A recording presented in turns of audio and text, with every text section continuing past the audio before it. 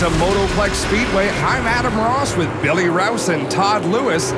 Scott Steckly, Billy, he's finished second 3 times here at Motoplex Speedway. Well, that's right, Adam, and you know what? His crew made some good adjustments on that last pit stop and made him competitive with the 17 of DJ Kennington. But there's a lot of good racing going on back in the field. Gaunt on the inside of the 84. I've been watching him. He's just a hair loose up off the corner, but loose is fast. And it's time to get going. Just 17 laps remain in the A&W 300. And what a great job Bob Newcomb's done with this facility out on the West Coast. Oh, this is a great facility. From the very first time I ever seen it, I said it had all kinds of potential. And look at the racing we've seen tonight. There hasn't been a bad race on the racetrack all night long. There we see Scott Steckly holding a pretty wheel. That car running right around the bottom of the speedway. We mentioned earlier there were 3 whites in the race. We've already lost 2. Derek White and Jim White to engine problems. Todd's down in the pits with the last racing white in the event, Jason White. Jason, I know you're disappointed. This is your home track, and you were hoping for a good night for both of the A&W cars. Yeah, unfortunately, we have motor problems with both of them, and I don't know, I just gotta laugh at this luck. I can't believe it. It's absolutely insane how much we've been having bad luck, but I'm sure the fans got a good show. I was a few laps down there. I just wanted to show them that I could drive up there, and I think we did that, so we'll move on and hopefully kick this luck. Well, I talked earlier, Adam, he's had all kinds of bad luck. He's always smiling. He's a great kid. He certainly drives with all of his heart. One of the most likable guys on the circuit, that's for sure, Billy, as we see DJ Kennington working to the inside of Nathan Wink in the 48. Of course, not for position, but as you can see, Kennington's starting to lose sight of Scott Steckly. Yeah, the car is just not handling the way it did early on, and here comes Hathaway with that fresh Goodyears on the right side. He's hunting second. On board with the Hathaway machine, as you can see, right through the middle of the corner, closes in a lot of ground on Kennington. There's Thompson. He's really doing a good job tonight. He is currently 4th. He's out in clean air all by himself. You know, he'd like to be battling for a podium position. Whoa, we got trouble. John Gaunt up in smoke there, spinning it out in turn 4. Well, him and the 84, J.R. Fitzpatrick, were fighting hard for position, and the 11 went around. Here we go with the replay. Well, look, down into the corner. The 11's out in front of the 84. The 84 down the bottom. Oh, he just punts him in the middle of the corner, and around goes the 11. You know, it only stays calm for so long, and then the fireworks come. We're going to see a green-white-checkered.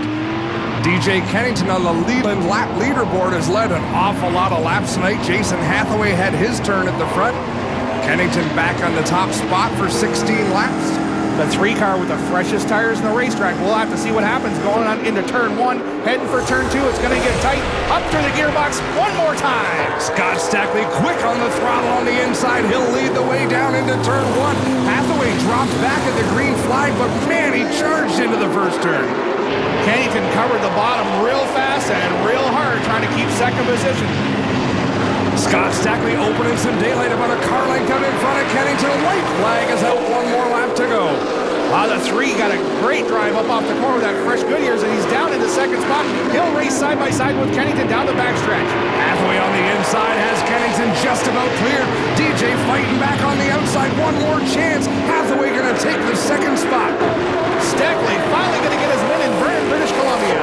Hathaway hangs on for second, Kennington 3rd. Thompson and Dilly rounding out the top 5. Then it's Simone and Fitzpatrick 6th and 7th.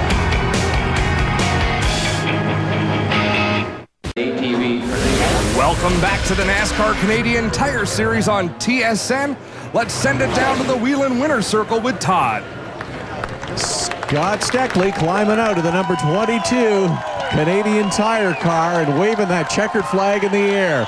Been a long time coming here in Vernon. Scott, for 3 consecutive races, you finished second in this one. Finally, you got the victory. Yeah, it took 4 years, but 3 seconds and a first at this track. That's awesome. Canadian Tire, they support us. All my crew did an awesome job all day. We worked in this thing, practice and old tires. But thank the fans for coming. My daughter, it's her 9th birthday today. I couldn't be home for it, but so this win's for my daughter.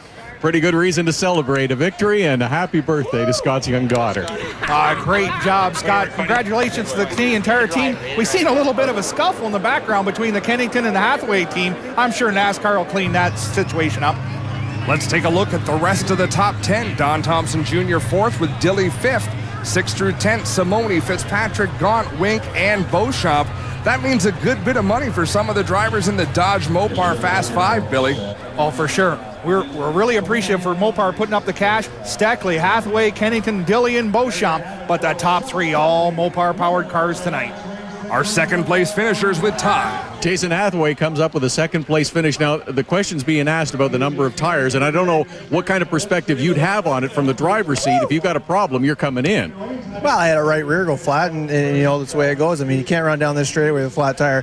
I hit the wall in corner 2 and cut another tire. I mean, I'm not going to run in the fence for fun just so I can put another tire on. It's the way it goes, the cards I'm dealt. I just tried the hell out of it, and I think the boys all here got all rock starred up today, and that's the way it goes. We're having fun. And understandably so. Second place finish as it stands right now here in BC. And Tim Ellis is still talking it over with crew chief Tyler Case. Billy, let's have a look at the Castrol point standings. Just 7 points between first and second. Fitzpatrick over Kennington. Well, still a great points battle. Kerry Mix had a bad night, but still only 100 points out of that top spot, and we're heading for Saskatoon, a place he loves to run at. Well, Scott Steckly getting a great keepsake. He mentioned his 9-year-old daughter's birthday. I have a feeling who's going to get that A&W bear. That's right, and we're heading for Saskatoon. That young fella right there likes Saskatoon as well. The A&W Crusin The Dub 300 has been brought to you by Castrol. Visit us at ChangeYourOilChangeYourLife.com. And by RX100, eliminating mold at the source and saving lives. Well, there's your winner tonight, Scott Steckly, and we put the trophy girl between the two combatants, Kennington and Hathaway. And that'll do it from the A&W 300. Tune in for our next show from Saskatoon, Saskatchewan, here on TSN.